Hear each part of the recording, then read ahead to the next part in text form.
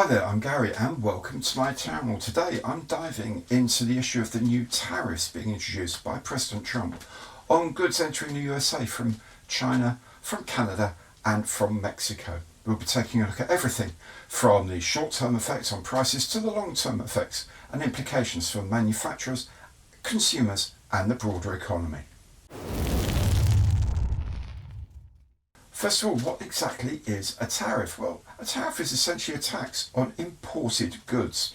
In this case, the US government will impose an extra 10% tariff on goods coming from China. Goods coming from Mexico or Canada entering US will attract a tariff of 25%, that is, except oil from Canada, which has a tariff of just 10% to pay. It's a tax that the importers have to pay. The Tax Foundation, an American bipartisan think tank, estimates that these new tariffs will raise around $1.2 trillion for the US government. But remember, this is on goods being imported and it's not being paid by Mexico, by Canada or by China.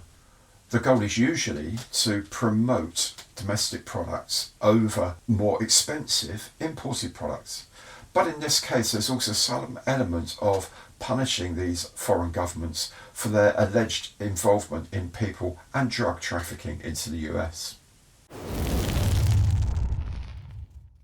Now, how does this play out at your local store? Well, the tariff simply increases prices because they're charged on import.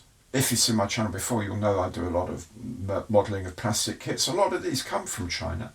And so now a kit that would have cost, say, $50 in a store in America is now going to be $55. Now, that may not seem a lot if you make a lot of kits, or if you're on a restricted income, that could be quite impactful. Products from Canada and Mexico in other parts of the economy will see price hikes of even larger because, of course, their tariff is now 25%. But is it only the price on the shelf that changes? Well, why don't we have a look? Beyond the price tag, tariffs affect the whole supply chain.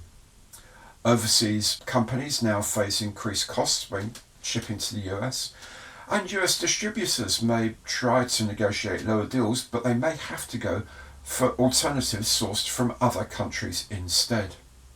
Tariffs also apply to raw materials and components as well as finished goods. So that domestically made washing machine, for example, may have Chinese microprocessors and Canadian aluminium in its construction, both of which will have price rises due to the tariffs that have been imposed. Remember also that a lot of US companies manufacture goods in Canada or indeed in Mexico to make use of the lower labour costs generally found there. And these imported back into the US will now attract 25% tariffs. Consumers often bear the brunt of such tariff rises, while larger companies or chains may be able to absorb some of these extra costs. Many of them will pass them on to customers in the form of higher prices.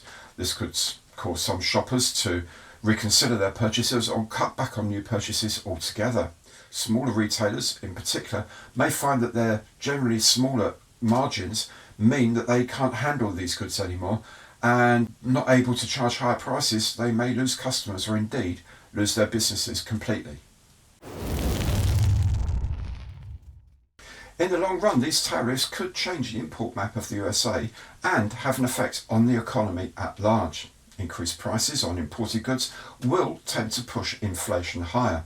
An usual reaction to a rise in inflation is that the Fed will raise interest rates. That means more expensive borrowing and a shrinking economy.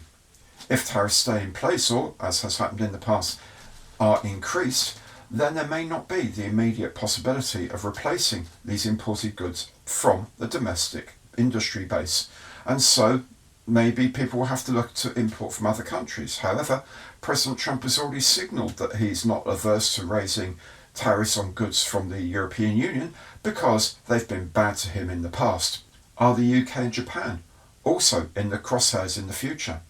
We'll have to keep an eye out for developments in this rapidly changing scene. So in the end, these new tariffs are a classic example of how global trade and international money politics can affect individual customers. It raises prices in the short term and puts pressure on smaller retailers, and ultimately can lead to inflationary pressure and higher interest rates.